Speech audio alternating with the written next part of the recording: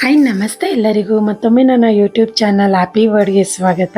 ಇವತ್ತು ನಾನು ನಿಮಗೆ ಸ್ವೀಟ್ ಕಾರ್ನ್ ಪಲಾವ್ ಯಾವ ರೀತಿ ಮಾಡೋದಂತ ತೋರಿಸ್ಕೊಡ್ತೀನಿ.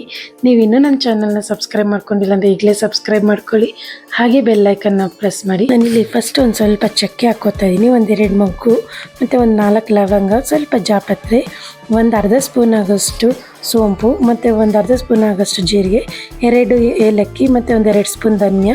ಇದನ್ನು ಡ್ರೈ ರೋಸ್ಟ್ ಮಾಡ್ಕೋತಾ ಇದ್ದೀನಿ. ಇದು ನಾವು ಪಲಾವ್ಗೆ ಯೂಸ್ ಮಾಡೋವಂಥ ಪೌಡರು. ತುಂಬಾ ರುಚಿಯಾಗಿ ಬರುತ್ತೆ. ಈ ಥರ ಪೌಡರ್ ಹಾಕ್ಕೊಂಡು ನೀವು ಪಲಾವ್ ಮಾಡಿಕೊಂಡ್ರೆ ನೀವು ಒಂದ್ಸಲ ಈ ಥರ ಟ್ರೈ ಮಾಡಿ, ತುಂಬಾ ರುಚಿಯಾಗಿರುತ್ತೆ.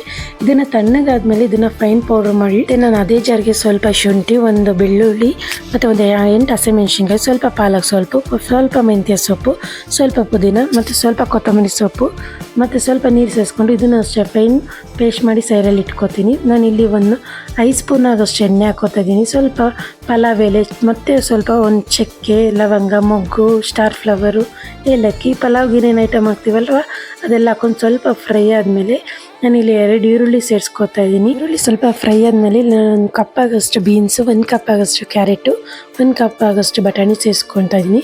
ಇದು ಸ್ವಲ್ಪ ಫ್ರೈ ಆದಮೇಲೆ ನಾನಿಲ್ಲಿ 2 ಟೊಮೆಟೊ ಸೇರಿಸ್ಕೊತಾ ಇದ್ದೀನಿ ಮತ್ತು ಒಂದು ಚಿಕ್ಕದು ಕ್ಯಾಪ್ಸಿಕಮ್ ಸೇರಿಸ್ಕೊತಾ ಇದ್ದೀನಿ. ನೀವು ಬೇಕಾದ್ರೆ ಇಲ್ಲಿ ಕಾಲಿಫ್ಲವರ್ ಎಲ್ಲ ಸೇರಿಸ್ಕೋಬೋದು, ಅದು ಚೆನ್ನಾಗಿ ಬರುತ್ತೆ.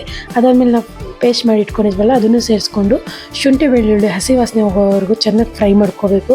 ಅದಾದಮೇಲೆ ನಾವು ಮಾಡಿ ಇಟ್ಕೊಂಡಿದ್ವಲ್ಲ ಅದು ಪುಡಿನೂ ಸೇರಿಸ್ಕೊಂಡು ಮತ್ತು 1 ಕಪ್ ಆಗೋಷ್ಟು ಕಾರ್ನ್ ಸೇರಿಸ್ಕೊತಾ ಇದ್ದೀನಿ. ಮತ್ತು ಇಲ್ಲಿ ನಾನು ರುಚಿಗೆ ತಕ್ಕಷ್ಟು ಉಪ್ಪು ಸೇರಿಸ್ಕೊತಾ ಇದ್ದೀನಿ ಮತ್ತು 1 ಸ್ಪೂನ್ ಆಗೋಷ್ಟು ಮೊಸರು ಸೇರಿಸ್ಕೊತಾ. ಇದು ಸ್ವಲ್ಪ ಚೆನ್ನಾಗಿ ಫ್ರೈ ಆದಮೇಲೆ ನಾನು ಇಲ್ಲಿ 1.5 ಗ್ಲಾಸ್ ಆಗೋಷ್ಟು ಅಕ್ಕಿ ಸೇರಿಸ್ಕೊತಾ ಇದ್ದೀನಿ.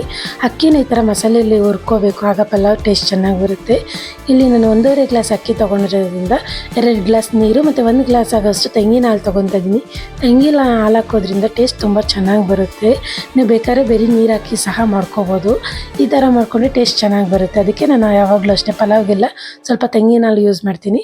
ಇದು ಚೆನ್ನಾಗಿ ಒಂದು ಕುದಿ ಬಂದಮೇಲೆ ಇದನ್ನು ನಾನು 2 ವಿಜಿಲ್ ಮಾಡ್ಕೋತೀನಿ. ಅದಾದಮೇಲೆ ಇದನ್ನು ಚೆನ್ನಾಗಿ ಮಿಕ್ಸ್ ಮಾಡ್ಕೋಬೇಕು. ಟೇಸ್ಟ್ ಮಾತ್ರ ತುಂಬಾ ಚೆನ್ನಾಗಿರುತ್ತೆ. ಮಕ್ಳಿಗಂತೂ ತುಂಬ ಇಷ್ಟಪಡ್ತೀನಿ. ನೀವು ಬೇಕಾದ್ರೆ ಈ ಥರ ಪೌಡ್ರು ಒಂದೇ ಸಲ ಮಾಡಿಟ್ಕೊಂಡು ಯೂಸ್ ಮಾಡ್ಬೋದು. ಯಾವಾಗಲೂ ಮಾಡೋಕ್ಕೆ ಟೈಮ್ ಇಲ್ಲಾಂದರೆ ಒಂದೇ ಸಲ ಮಾಡಿ ಇಟ್ಕೊಂಡು ಬೇಕಾದ್ರೆ ನೀವು ಯೂಸ್ ಮಾಡ್ಬೋದು. ತುಂಬಾ ಕ್ವಿಕ್ಕಾಗಿ ಆಗಿಬಿಡುತ್ತೆ, ಬಾಕ್ಸ್ಗಂತೂ ಬೇಗ ಆಗಿಬಿಡುತ್ತೆ ಬೆಳಗ್ಗೆ ಹೊತ್ತೆಲ್ಲ. ನೀವು ನಿಮ್ಮ ಮನೇಲಿ ಟ್ರೈ ಮಾಡಿ ಹೇಗಿತ್ತು ಅಂತ ಕಮೆಂಟಲ್ಲಿ ತಿಳಿಸಿ. ಇಷ್ಟ ಆದರೆ ಲೈಕ್ ಮಾಡಿ, ಶೇರ್ ಮಾಡಿ, ಸಬ್ಸ್ಕ್ರೈಬ್ ಮಾಡ್ಕೊಳ್ಳಿ. Thanks for watching.